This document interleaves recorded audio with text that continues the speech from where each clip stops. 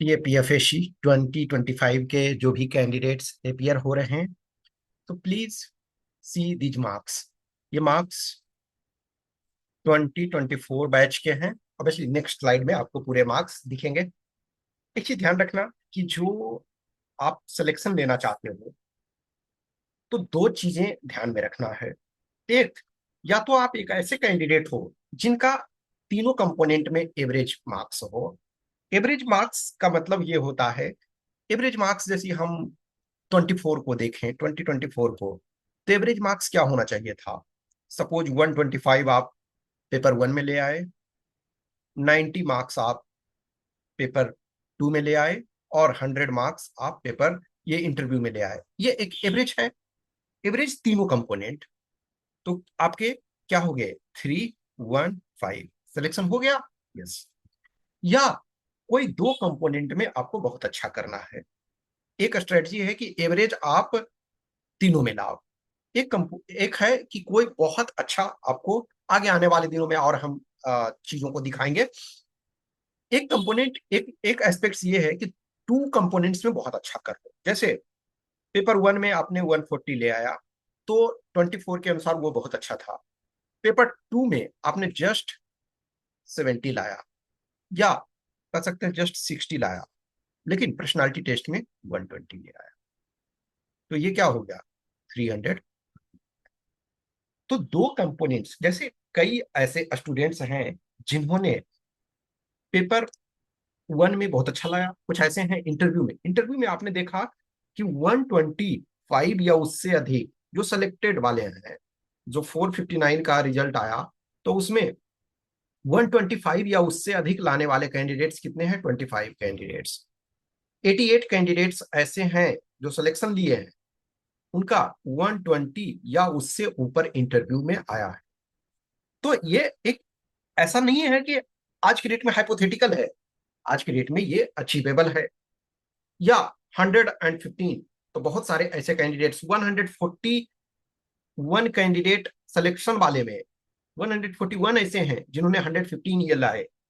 या जो 105 कह सकते हो, 105 तो एटलीस्ट ऐसे क्या है, 277 ऐसे कैंडिडेट्स हैं जिन्होंने 105 या उससे ऊपर लाया। तो इधर टू कंपोनेंट्स में बहुत अच्छा ले आओ, या एवरेज ऑल थ्री कंपोनेंट्स को रखो। अब देखो, यदि दो कंपोनेंट अच्छे हैं और एवरेज एक में है, तो रैंक आपका अच्छा आ जाएगा। तो एक बार आप पहले इन मार्क्स को देखो। एक और चीज ध्यान रखना कि जो कैंडिडेट पेपर टू में जिनका मार्क्स खराब रहता है, जनरली जनरली मैं कह रहा हूं, ये ऑलवेज ट्रू नहीं है, लेकिन जनरली पेपर टू में यदि आपका खराब होता है, तो इंटरव्यू पे भी उसका इम्पैक्ट। इसका कारण क्या है कि जो पेपर टू है उसमें आपको सोचने की जरूरत होती है, उसमें आपको एनालिसिस की जरूरत होती है, उसमें आपको थॉट्स देने की जरूरत होती है।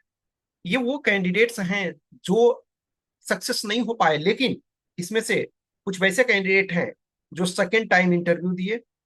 मीन्स ये हमने इन सारे कैंडिडेट्स को लिए जो अच्छे कैंडिडेट्स हैं। इसमें से कई ऐसे हैं जो सीएससी का इंटरव्यू, सॉरी, सीएससी का मेंस इधर लिख चुके हैं या लिखने वाले हैं इस ईयर में। कुछ कैंडिडेट्स हैं जो सेकेंड टाइम इंटरव्यू इस बार दिए हैं। तो इसमें सब के सब अच्छे कैंडिडेट्स हैं, लेकिन इसका कारण क्या है? जैसे अब ये कैंडिडेट देखो, आपका ये ठीक है, लेकिन और पेपर वन क्या है? बहुत खराब है ना। ये बहुत खराब स्थिति आपका है। इंटरव्यू भी क्या है, इस ईयर के स्टैंडर्ड में खराब। तो एक कंपोनेंट में तो आप एवरेज में हो, दो कंपोनेंट में फार बिलो एवरेज हो, तो क्या होगा? सिलेक्शन बहुत मुश्किल है। इसमें देखो, इनका पेपर वन एवरेज वाले में है, लेकिन पेपर टू ये बहुत खराब, इंटरव्यू भी खराब इसका।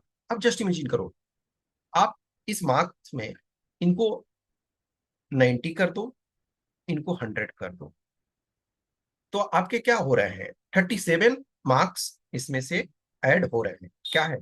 सिलेक्शन है। तो सिलेक्शन के लिए बहुत ज्यादा पुश करने की जरूरत नहीं है। इनका देखो, एवरेज कह सकते हो 24 के स्टैंडर्ड के अनुसार एवरेज, लेकिन ये very poor, very poor result नहीं हुआ।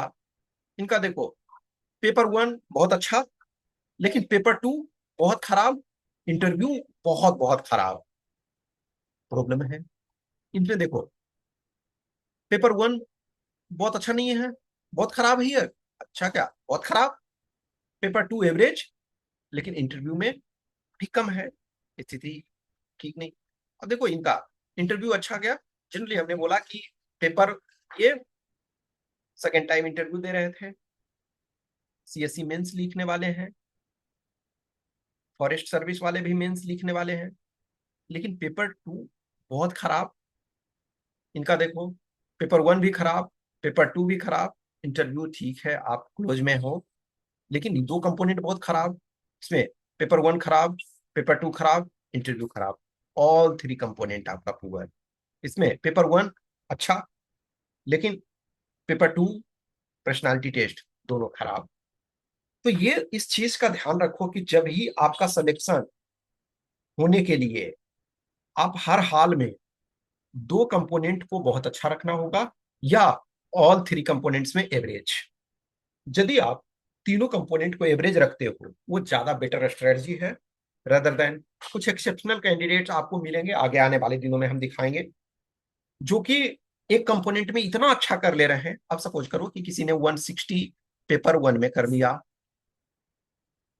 60 पेपर टू में कर लिया, और सपोज करो कि 90 ले आए इसमें से, ठीक है ना, तो 90 इंटरव्यू में आ गया, तो ये क्या हो गया, 310। तो ठीक है, इवन जनरल कैंडिडेट्स में भी है तो रिजर्व लिस्ट में आ जाएगा, या एक नंबर एक्स्ट्रा आ गया तो सिलेक्शन हो गया, दो नंबर एक्स्ट्रा आ गया सिलेक्शन हो गया।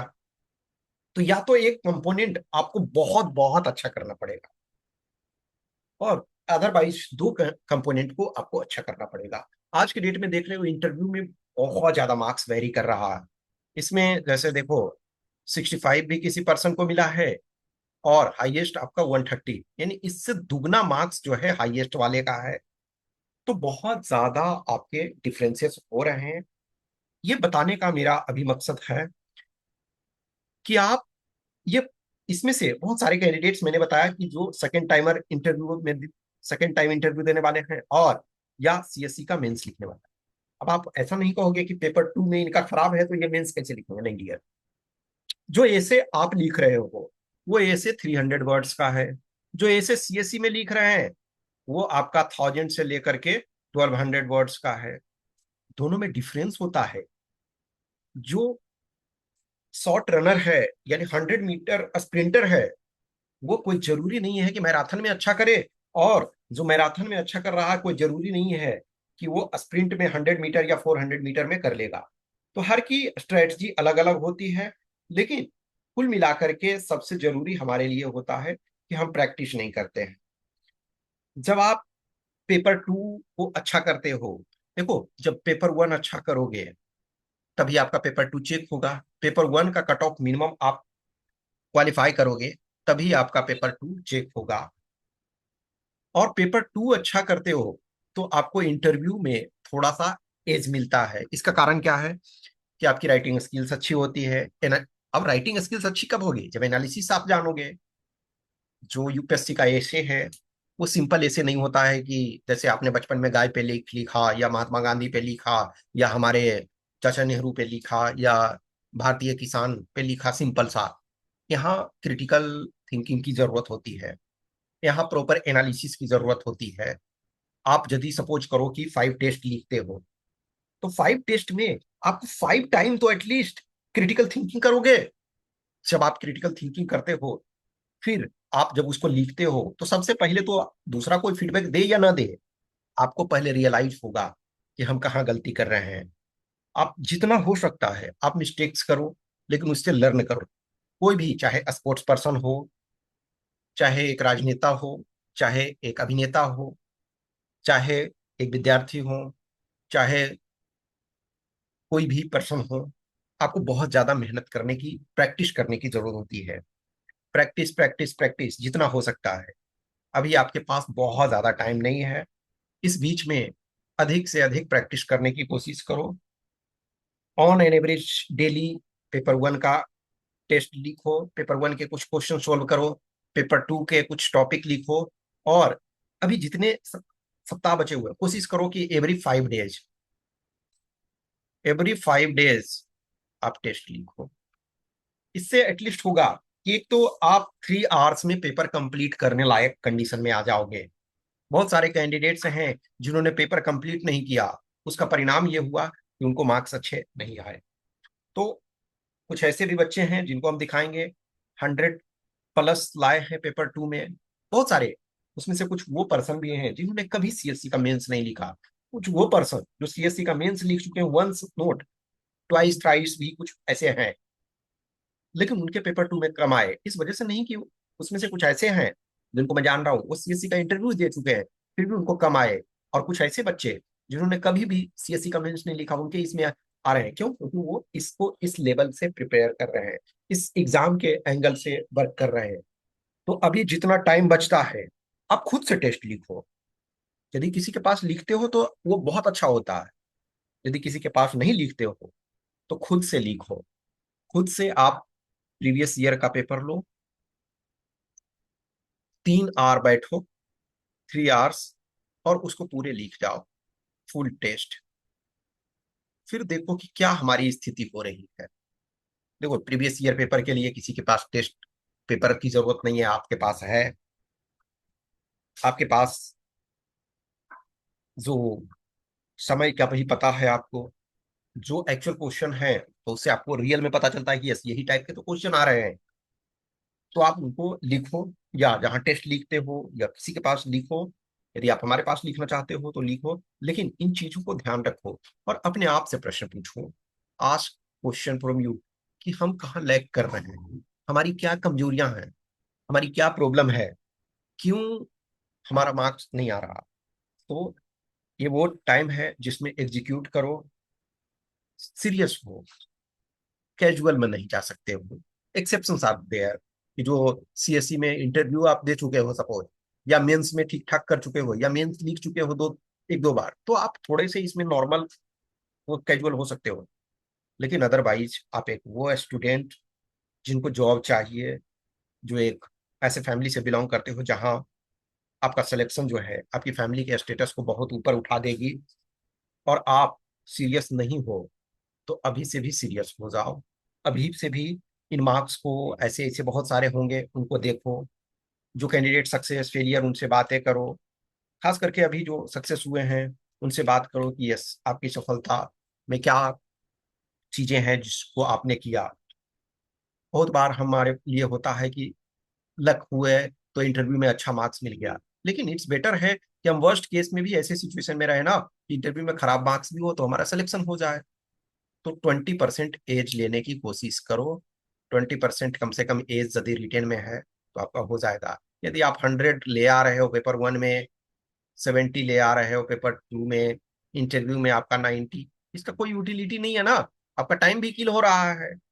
तो अभी भी कट ऑफ इतना ज्यादा नहीं जा रहा है।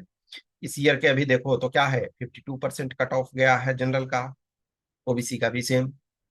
जो एक्सर EWS, SC ST, less than 50% आपका कट ऑफ है। तो इतना ज्यादा नहीं है। और इंटरव्यू में आप देख रहे हो बहुत सारे कैंडिडेट्स हैं, यानी कि 88 ऐसे कैंडिडेट्स हैं सेलेक्टेड वाले जिनको 80% प्लस मिला। 80% समझ रहे हो? तो 80% पेपर 1 का मतलब 200 मार्क्स, 80% पेपर 2 में 160, जो कि आज तक तो मैंने किसी को नहीं देखा। तो इसमें 80% बहुत डिफिकल्ट है, लेकिन 60 तो ला सकते हो, 65 ला सकते हो। इसमें पेपर 1 में 60 65, पेपर 2 में आप 50% लाओ, 45% लाओ, इतना तो ला सकते हो। तभी आपका रिजल्ट जो बनेगा, नो डाउट इंटरव्यू एक गेम चेंजर है। आज के डेट में बहुत सारे कैंडिडेट्स का जो गेम चेंजिंग इंटरव्यू के कारण होता है। तो आप पुश करो। कुछ क्वेश्चन क्यूरी डाउट्स है, टेस्ट लिखना है तो आप मैसेज कर सकते हो। आपको खुद से अलर्ट होना पड़ेगा। It is your journey. कोई टीचर मेंटर फैसिलिटेटर होगा वो आपको सेलेक्ट नहीं करवाएगा। एटलीस्ट मैं अपने एंगल से बोल रहा हूँ कि मैं किसी को सेलेक्ट नहीं करवा सकता हूँ, मैं सपोर्ट कर सकता हूँ।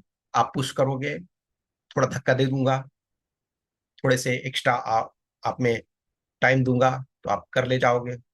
Okay, thank you.